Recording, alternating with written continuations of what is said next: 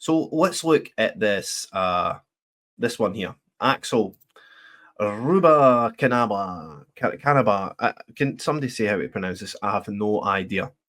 But this is what we were portrayed. This is what we were led to believe in the media. A quiet, young Welsh schoolboy who had no terrorist links, wasn't a Islamist, wasn't a Muslim.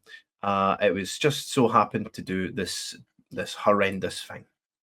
And what do we find out? What do we find out? We find out that actually he's got the Al Qaeda manual. He's the son of someone involved in the Rwandan genocide. The guy was obsessed with death. He was known to the authorities. And in my mind, allowed to perpetrate this act on British soil. Allowed. At least enabled by the authorities by not doing anything. Let's look at other stuff people are saying. I mean, we need to look at the reactions on this. To my mind, tell me if I'm wrong, Keir Starmer needs to resign over this incident. I think I've still got the video in the video bank of him laying a reef, guys. Do you remember? He laid a reef at this Southport attacker and he was heckled. There's another video I'm circulating just a few days ago of him he basically running through, I think it was a train station. You know, it takes, I can't wait to be the leader of my country and make it great again. And yet the guy's getting chased through train stations. Can he walk the streets? What does that tell you? It tells you that he's universally despised, Keir Starmer. Absolutely universally despised. His approval rating was in the low teens. I can imagine after all this dries up, he's going to be in negative approval figures. Right. I mean, let's look at some of the other reactions. Darren Grimes. Never forget how the media covered this and how politicians acted during it. You'd have thought he was a Christian angel. He is a satanic, murderous psychopath with a history of violence, knives, and a fascination of death. My heart breaks for those poor families. And if you remember, let's remove this for a second. This prompted our own rally in Scotland. But against mass immigration. Against mass immigration. And of course, all of them come out, all of them come out saying it's the far right. Don't let the far right divide us. A reactionary counter-protest to people who've got legitimate, more than legitimate concerns about this huge invasion of people. An invasion is the word we want to use. We didn't want to say mass immigration. Because mass immigration is just another politicization of what we should now be calling invasion. And all these people come out against us. And you'll see there Jeanette Findlay. Her speech was horrendous. Patrick Harvey of the Greens. We'll be talking about the Greens later on. And they're just sheer derangement. And you'll see here Humza Yousaf. Look, well done to Glasgow for once again showing up that these opposing races are massively outnumbered. And obviously, he's cherry-picked a video that's a picture, that makes it look like we're nothing, when actually, look at the size of our event. Their side of the square was hugely funded. They've got huge, big stages. They've got they had 3 or 4 different, or at least 3 different political parties there present. SNP, Labour, and the Greens. They've got Palestinian flags almost everywhere. Absolutely. And promoted by all the trade unions. Trade unions asking their members to come along and counter-protest us. What is going on? Anyway, that was our reaction in Scotland to this heinous attack. Let's share this again. Let's see more reactions. And this is it. Peter Lloyd. Peter Lloyd nails it. See, I don't know why it does this. I think they need to, but you'll see it on the side here now. on the side here. Peter Lloyd, MI5, knew he was a risk. Starmer knew he was a risk. Cooper knew he was a risk. The police knew he was a risk. Teachers knew he was a risk. And relatives knew that he was a risk. But they all failed to stop the inevitable.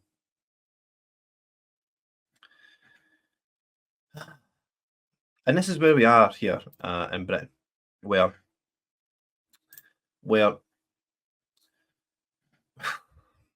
you've got these types of people just living in our communities, and nobody wants to say anything about it. The police are scared. They're scared to act, to be labelled racist. They're scared to act.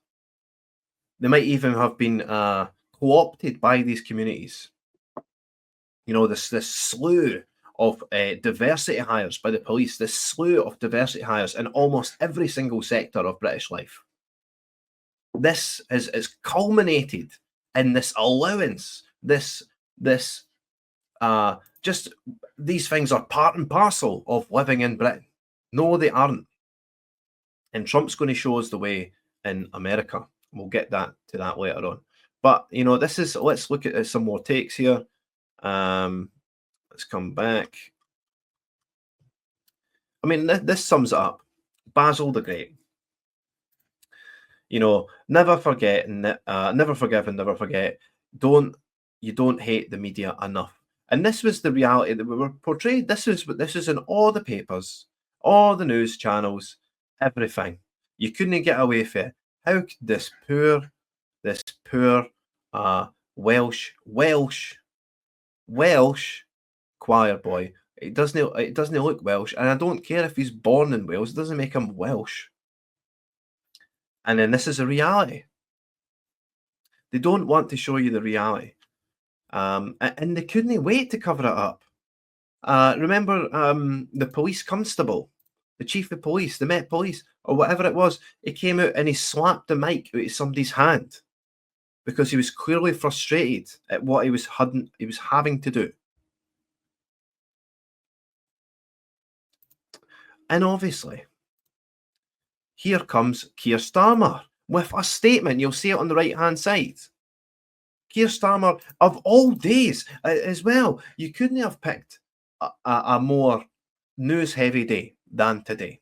It's Trump's inauguration, ladies and gentlemen, 20th of January. They knew it was coming, and yet here comes the court day. And we're all, you know, there's already more information seeping out about this. The guy's changed his plea on the day. I'm led to believe he was going to plead not guilty.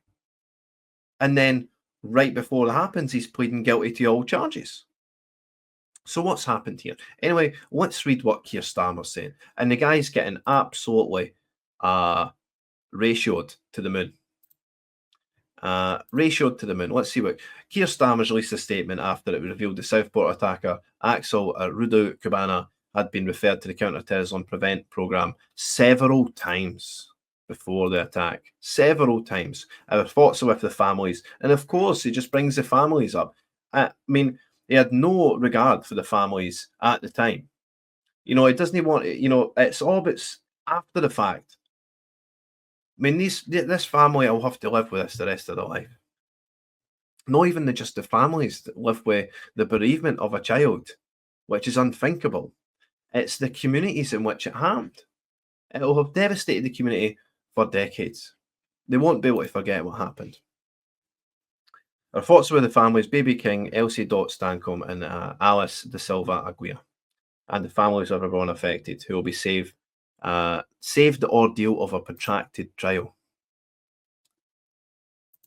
Maybe they wanted to see justice. Maybe they wanted to see this guy face maximum justice. The news that the vile and sick Southport killer will be convicted is welcome. It's also a moment of trauma for the nation, and there are grave questions to answer out. It's how the state failed in its ultimate duty to protect these young girls. Britain will rightly demand answers. This guy is an absolute joke. He's an absolute joke. He should just resign. Keir Starmer should resign tomorrow. He should. I mean, how dare he say this? How dare he say this? Britain will rightly demand answers. Hold on a minute. It was you that shut it down.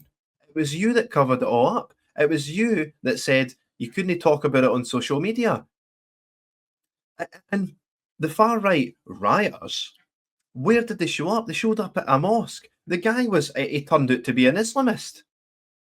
So they're justified in thinking that. So now it turns these far right rioters, well, one, it turns them correct, but two, it turns them into political prisoners at this point. So we've got a huge slew of political prisoners. Keir Starmer's political prisoners for hell. At the centre of this horrific event, there's still a family and a community grief that is raw, a pain that not even justice can truly heal. I wonder who wrote this for him, honestly. I'm actually sick to my stomach reading it. Because he was the first one to shut it all down. The first one to shut it all down. Absolutely pathetic. Zia Youssef had something to say, chairman of the Reform Party. Let's look. Zia Youssef, people paid to discharge a solemn duty to protect the public failing goes so catastrophically it's beyond comprehension. British society is now a powder keg, and it's nobody's fault other than those the British people trusted. Nigel Farage was the only leader brave enough to ask the right questions and was dragged through the mother of all smear campaigns by the media that act as accomplices for the most brutal criminals. Britain is broken. Britain needs reform. I mean, he could have just left that last bit out. Britain's broken. Britain needs reform. It goes without saying, Zia, you don't need to turn that into a political sort of recruiting message. No, it doesn't need it. It doesn't need it, Zia.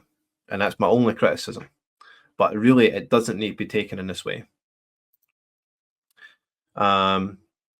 Who else said something? Lee Harris. We'll watch a video. Lee Harris had something to say. And this is, I believe this came out the day before, and we'll be talking about this stupid guy, Bonnie Prince Bob. So let's listen to this. Accused Keir Starmer. I was a bit worried about one that I posted recently, where I directly accused Keir Starmer of a cover-up and gaslighting the entire nation when he said that he called all the rioters far right. Yeah. And there was a clip that I posted. Welcome to follow me on Twitter. It's Addicted to News with a Z. And there's a clip that I posted where Sky News did an investigation into the source of where the kind of organisation, the online organisation of the summer riots, and they found that the majority of it, the overwhelming majority of it, wasn't even coming from the UK. And I was making the point, which I do believe, it's my honest held belief, that Keir Starmer overplayed the calling everyone far right to kind of distract and gaslight from what was really happening, because he knew that suspect did have links to terrorism, in my view. What I find absolutely insane is that Keir Starmer, I just can't believe this is true, but this is what it is true, because Keir Starmer's told us it's true, is that he put actual pressure on our legal system to come down like a ton of bricks on anyone who was responsible or was involved in posting stuff on social media riot related. So he lent on the legal system to do that. People have ended up in prison for years. I still cannot get my head around that. And he was essentially, at the same time he was doing this, he was gaslighting the entire nation and arguably this is prejudicing their trial. So prior to him leaning on the police, because obviously those riots didn't happen immediately, when those riots happened, the first thing he did is he got on he stood up in front of the nation and just told us that everyone was far right and it was the far right, they were responsible. Then he lent on the legal system to put as many people in prison as possible. Now, if that isn't prejudicing those people's trials, I don't know what is. There were some nasty people out there, but there was also a lot of people who were very, very angry and upset, and because of what happened to those beautiful girls in Southport, and for him to stand up and say, to not show any empathy towards that, to not even make the tiniest little effort to understand why that might have been a flashpoint, which it clearly was a flashpoint. And he just so that's why I think this could be hugely significant, potentially, this what we don't know yet that is going to come out, possibly in the trial, who knows. But if it turns out that Keir Starmer knew more than he knew, and he was genuinely gaslighting. He did know. He just There's no doubt We about know it. that, Those but police officers went to that house and searched his house the same day, right? If not the next day. And what they found was ricin and an Al Qaeda manual. Yeah. That definitely goes to the Home Office. So if it goes to the Home Office, it goes to the Prime Minister. So there's no ifs or buts it. They knew. Yvette Cooper knew. Keir Starmer knew. The police knew. They all knew, and they all lied to us. They lied to our face. Keir Starmer went to Southport with a straight face, trying to grieve for those girls, lying to the nation, and withholding information like that is absolutely lying. remember So when he no went to doubt about it. Southport, again, locals wanted to speak to them. He walked straight past them without even looking at their faces. He went there, Guilty laid some conscience, flowers, that's why. turned around Well, and waddled off. yeah, so did No, that no clip. different to the guy's a coward. No different to the farmers' protest in Wales a couple of days ago, where he ran out the back door. Right, so you get the point, but I mean, this is the whole thing. Like, he knew about it. He must have known. This guy was in possession of ricin, a very complex. Is it a neurotoxin? Is it a poison? A very complex drug that takes expertise to make, that terrorists use to kill a lot of people. Just a wee speck of it can kill people. And we've got comments, guys. Get the comments in. Glenn Jackson, apparently his father had to talk him out of the UK's first high school shooting a week before. Absolutely correct. Absolutely correct. So, I mean, the jury's out for me. Keir Starmer should be resigning over this incident. You know, even just the reaction he's getting when he's walking the streets is incredible. You wouldn't want to be the leader of the country if you can't walk the streets, don't you think? You know what I mean? You work all your life. You climb the greasy pole to get to power, and this is what he uses it for. This is what Keir Starmer uses the power for, to come down, to censor everything, to jail people who are speaking their mind on social media, to jail people who, through righteous anger, took to the streets. He wants to jail people for that. Absolutely horrendous.